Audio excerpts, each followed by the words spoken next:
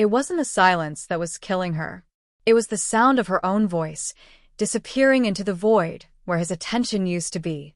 The final, pixelated enemy dissolved with a satisfying pop on the screen. Pedro's thumbs relaxed on the controller, a small, private victory achieved in a world of clear objectives and instant feedback. In the warm, lamplit quiet of their living room, the only other sound was the soft rustle of a page. On the other end of the same deep, sage-green sofa, Magareth closed her book. Not with a slam, but with a definitive, gentle press of her palm against the cover, as if sealing a sacred tomb. A sentence echoed in the new silence of her mind, its words still vibrating in her chest. The loneliness was not in being alone, but in being unseen in the presence of another. The feeling it evoked was a physical thing, a swelling, aching fullness behind her ribs, part melancholy, part profound recognition. It was the kind of feeling that begged to be released into the air, to be given shape in words and shared, to be diluted from a solitary ache into a communal sigh. She turned her head. Pedro's profile was lit by the TV's standby screen, his gaze already drifting to his phone, seeking the next input. The intimacy of the moment, the shared, quiet end of an evening, felt like a fragile bridge between them. She stepped onto it. "This author," she began, her voice softer than she intended, cleaving the electronic silence. "She describes grief not as a wave, but as a changed sea. The water is always there, just a different, heavier kind of water. It's exactly how I felt after my dad died." She let the words hang, raw and personal. It was an offering, a piece of her internal world placed gently on the cushion between them. Pedro's eyes flickered from his phone to the blank TV and back. A beat passed. 2. The game's energetic soundtrack was gone, but a new, hollow soundtrack of whirring electronics filled the space. He murmured. It was a non-sound, a vocal placeholder. A moment later, as if an automated subroutine prompted him, he added, "Sounds deep, babe." Deep. The word was a shallow grave for her feeling. It wasn't a question. How did it make you feel? Why did it remind you of that? It was a label. A dismissal dressed as acknowledgement. The bridge she'd stepped onto hadn't been met. It simply extended into a fog where he stood, a vague, friendly shape in the distance. The vivid, heavy sea feeling inside her suddenly contorted. From profound sadness, it mutated into something sharper. Exposure. The stone of grief she'd carried and finally tried to describe had been met not with a helping hand, but with a polished, indifferent surface. It wasn't rejected. It was misdirected, falling into a chasm of polite inattention. She watched his thumb scroll, a tiny, repetitive journey across a glowing screen that held more appeal than the landscape of her heart. The warmth of the lamplight now felt theatrical, illuminating a stage for one. The comfortable couch felt like a partition booth. This was the first, almost imperceptible sign. Your shared experiences are no longer reflected back to you.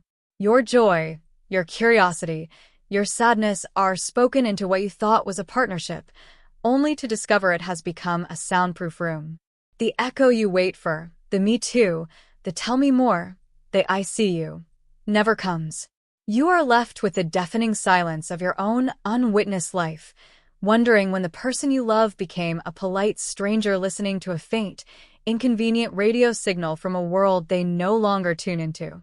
Magareth turned back to the window, seeing only the reflection of the room, her own solitary form, and the glow of a phone beside a man who was, technically, right there.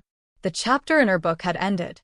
A colder, more unsettling chapter in the room had just begun.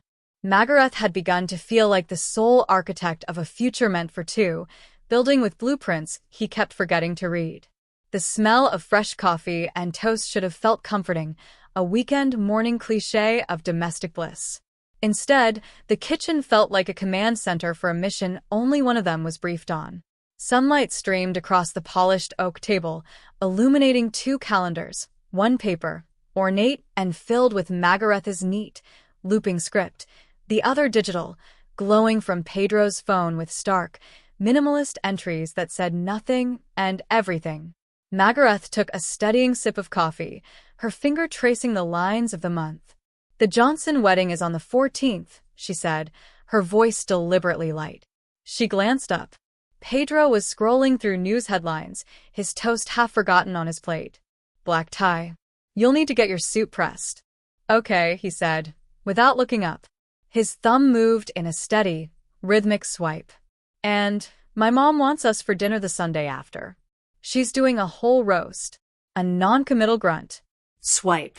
She pressed the pen point into the paper, creating a tiny blue well of ink. "What about the dinner? Should I tell her yes for both of us?"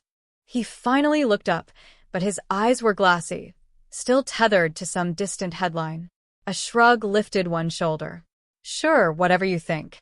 "Whatever you think." The phrase landed like a feather, then solidified into lead in her stomach. It was his new mantra, his get-out-of-jail-free card for the shared responsibility of building a life. A year ago, this conversation would have been a duet. The Johnson wedding? Ugh, but we have to go. Let's at least get a fancy hotel room and make a night of it. Your mom's roast? Tell her I'm bringing the wine, the good Pinot she liked last time. Now, it was a monologue with a silent audience. It wasn't just about the wedding or the dinner. It was the ghosting of their joint agency. Last week, it had been about the vacation she'd spent hours researching. The Amalfi Coast or Portugal? She'd asked, her laptop open to breathtaking cliffs and azure waters. "You have better taste than me," he'd said, kissing her forehead. "You pick." The kiss felt like a seal, not of affection, but of abdication. The week before, it was the broken backsplash in the kitchen. "Do you want to go with the original subway tile or try something colorful?" she'd asked, holding up samples. "I trust your judgment, Mags. Whatever makes you happy. Whatever you think. You pick. Whatever makes you happy." Each phrase, uttered with a bland, pleasant smile, was a brick removed from the foundation of their partnership. She was no longer co-captaining a ship.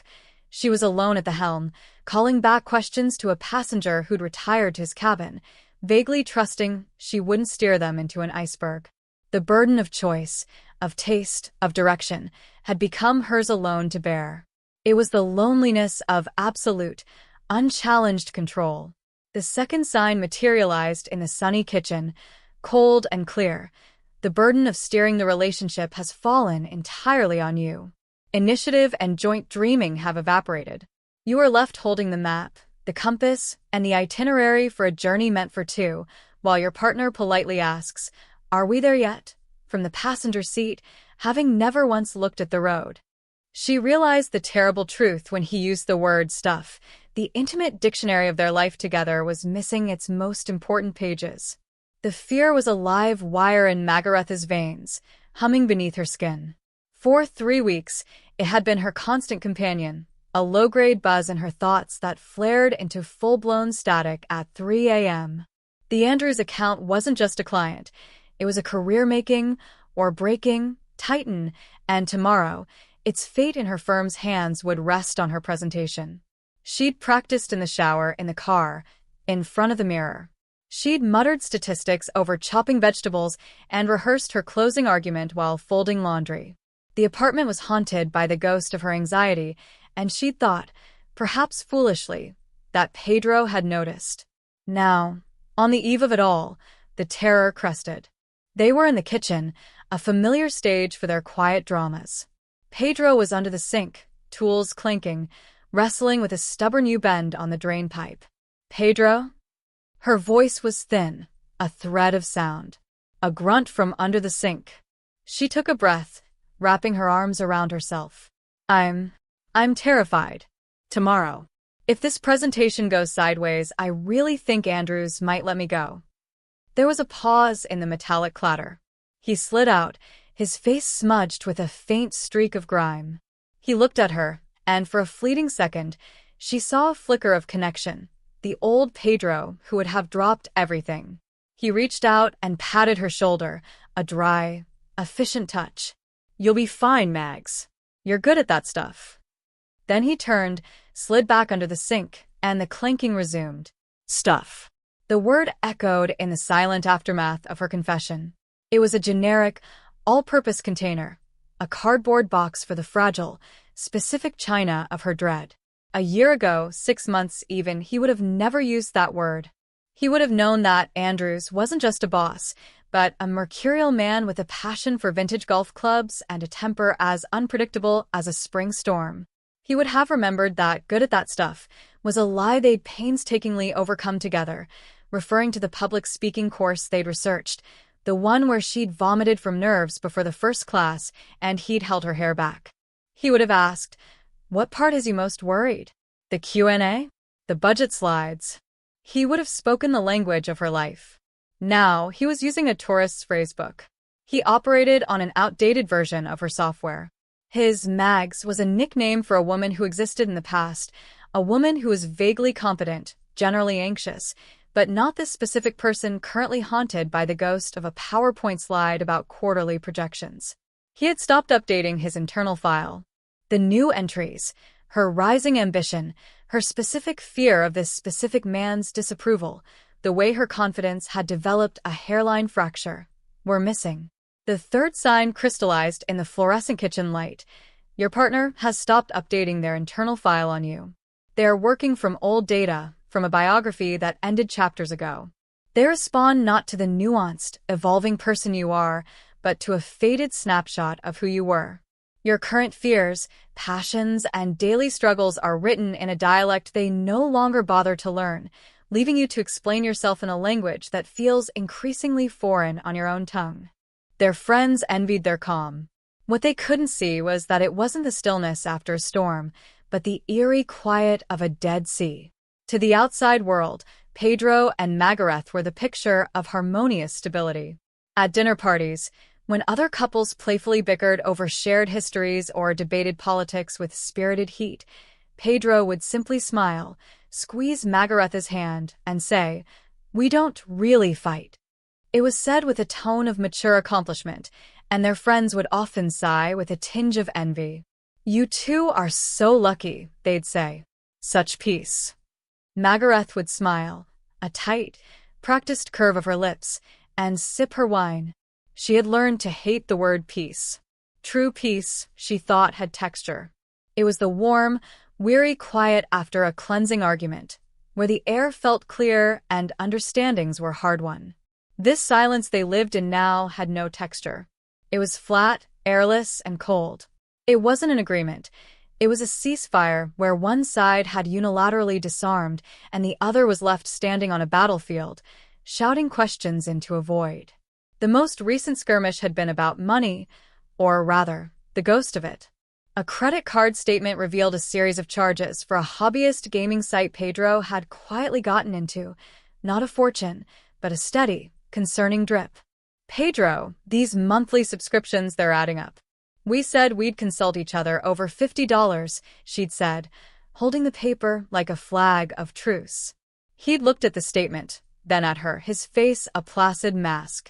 A year ago, this might have sparked a heated, messy debate about financial goals, about respect, about their shared vision. Now, he simply sighed, a soft exhale of infinite weariness.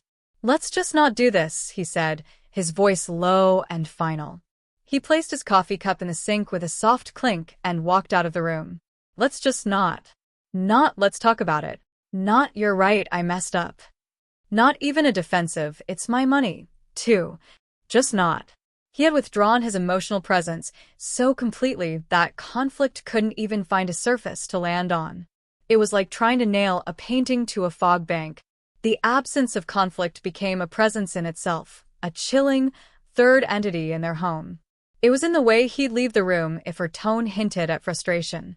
It was in the way a discussion about household chores would end with a blank, "Okay," and then nothing would change. He had mastered the art of emotional evaporation. One evening, the silence became too loud to bear. She found him on the balcony, staring at the city lights as if they were a television screen. "I feel like I'm talking to a ghost sometimes," she said, the words escaping like prisoners. "Your body is here, but you're gone. I miss you." He didn't turn. His shoulders remained in their relaxed slope. When he spoke, his voice was calm, unnervingly reasonable. "I don't know what you want me to say. I'm right here." He gestured vaguely to his own chest, a man pointing to a house he'd long since vacated. That was the heart of it. He was right there, physically. But emotionally, he had retreated behind a high, smooth wall of impassivity. Arguing, fighting, even passionate disagreement required engagement, a spark of friction. He offered only a frictionless surface. He had made their relationship a conflict-free zone not through profound understanding, but through profound disappearance. The fourth sign lay not in raised voices, but in their deafening absence. Conflict is avoided at all costs, creating an emotional wasteland. The relationship becomes sterile, safe, and utterly lifeless. The messiness of caring, of disagreeing, of fighting for something is sacrificed for a hollow, polished calm. You find yourself longing for a storm, any storm, just to prove the atmosphere hasn't been vacuumed clean of all feeling.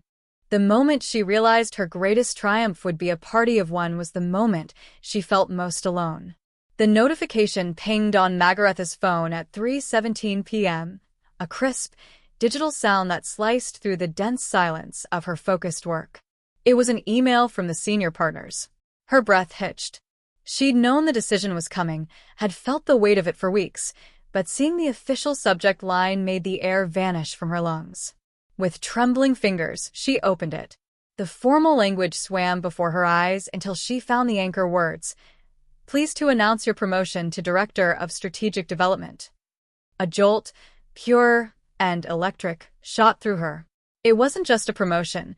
It was validation, the culmination of years of swallowing doubts, working late, and pushing her voice into rooms that didn't want to hear it. It was the Andrews presentation conquered. It was everything. Her first, instinctive impulse was to share the seismic shift. She opened her messages, her thumbs a blur over the screen. Magareth, I got it. The director position. They just told me. She stared at the screen, the euphoria buzzing in her veins, waiting for the ripple, the reciprocal wave of joy. The three dancing dots appeared, then vanished. A minute passed. The buzz began to dull, hardening into a quiet hum. At 6:42 p.m., as she was staring blankly at a celebratory glass of wine she'd poured for herself, his reply finally came. Pedro, congrats. Party popper. A single word. An exclamation point. A party emoji. It was the textual equivalent of a pat on the head. The modern, minimalistic acknowledgement of an event without the burden of emotional participation. When he walked through the door an hour later, she was still holding the glass, the wine warm and forgotten. He came over, dropped a casual kiss on her forehead, a move that felt rehearsed, part of a returning home checklist, and said, That's great, Mags. Proud of you. He said it the way one might comment on a well-behaved pet or a pleasantly cooked meal. The tone was identical to his looks like rain today. There was no heat in it, no spark of shared conquest. There was no champagne bottle popping, no sudden, sweeping embrace that lifted her off her feet, no wide-eyed demand to hear every detail, the VP's exact words, the reaction of her rival, the new salary, the everything.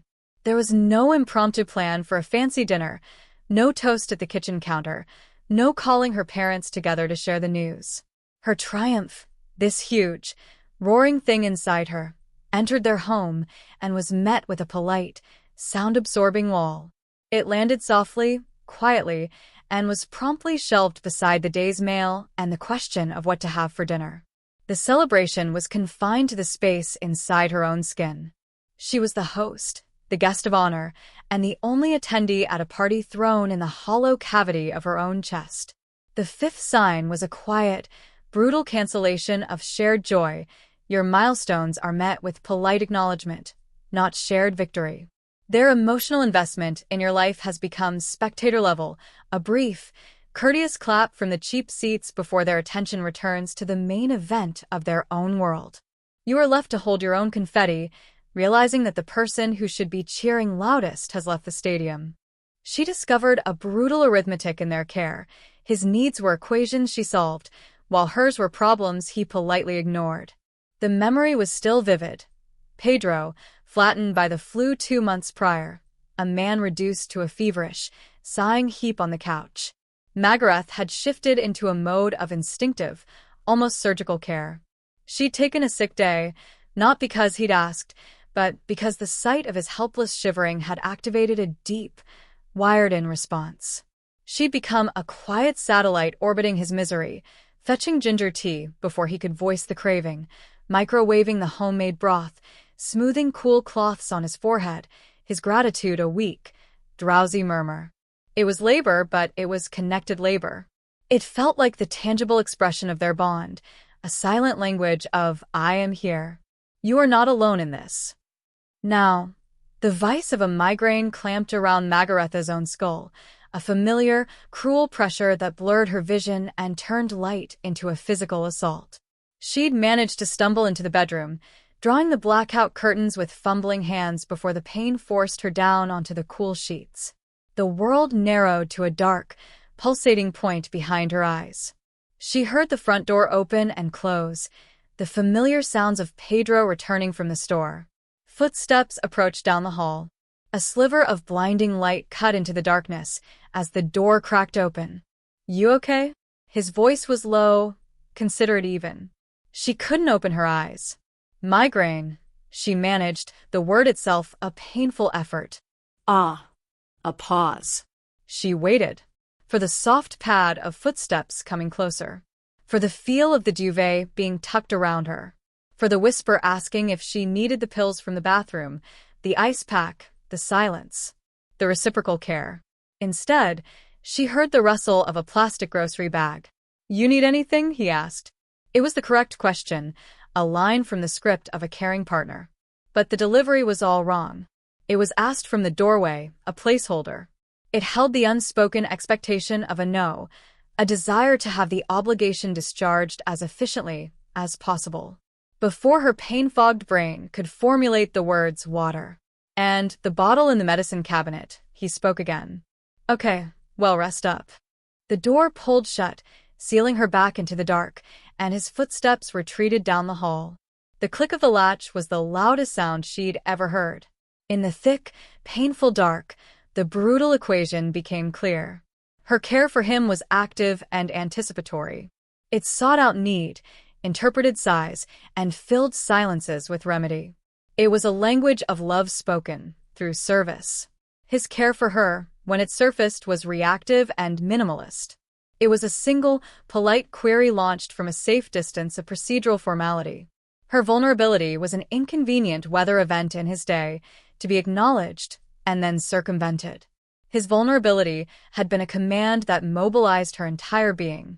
The sixth sign was the unbalancing of their most fundamental scale. Care has become a transaction, not a connection. Nurturing is no longer an act of mutual, tender maintenance, but a one-sided duty or a box to be checked with the least possible effort. You are the nurse in the hospital of your relationship, while your partner, at best, is a visitor who remembers to ask how you're feeling right before they leave. The most terrifying discovery wasn't that he had changed, but that she could no longer see the man behind the eyes she knew by heart. The Saturday morning sun was the kind photographers dreamed of, golden, forgiving, pouring through the east-facing window of their kitchen and painting everything in a honeyed, nostalgic glow. It was the light of lazy brunches, of shared crossword puzzles, of soft, meandering conversations over a second cup of coffee.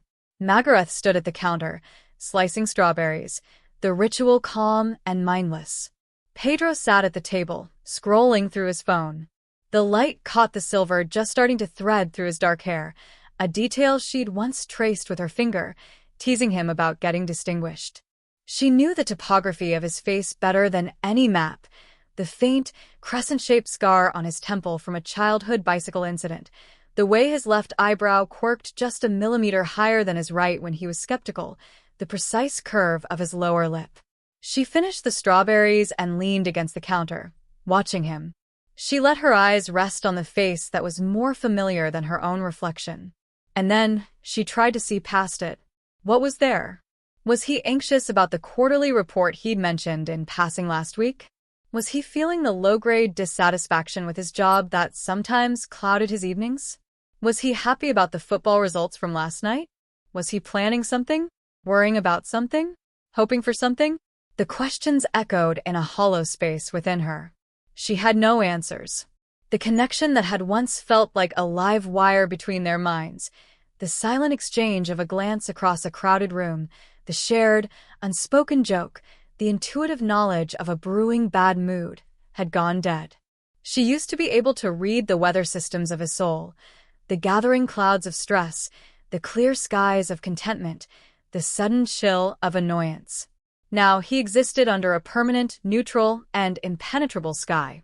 He was a landscape she had memorized down to the last blade of grass, but she could no longer sense the season, the wind, the life moving beneath the surface. The intimacy had not been fractured by a dramatic betrayal, but had instead undergone a quiet, cellular evaporation. The profound, intimate knowing, the silent communion of being seen in your entirety, was gone. The seventh and most chilling sign solidified in the beautiful, empty sunlight. You live with a pleasant stranger. The person sharing your home, your bed, your life has become a foreign country to which you no longer have a passport, visa, or guidebook. You cohabitate with a friendly, familiar-looking ghost, and the haunting is in the mundane, daily realization that the love which once meant being known now means being perpetually, politely alone. He looked up then, sensing her gaze. He offered a small, automatic smile. "What's up?" It was a casual question, the kind you'd ask a coworker by the water cooler. She looked into his eyes, into the beautiful, brown, unreadable depths she once swore she could swim in, and saw only her own tiny reflection, staring back, lost. "No, Pedro," she said, her voice not much louder than the hum of the refrigerator, but clear as shattered glass in the golden room. "No, I don't think it is." His phone screen went dark, forgotten in his hand. The character on the screen, left unattended, met its pixelated demise. But in the quiet kitchen, for the first time in a very long time, Pedro was finally, fully, present in the silence she had just broken. Where that truth would lead, she didn't yet know. But the neglect, at last, was no longer silent. It had been named, and what is named can finally be faced.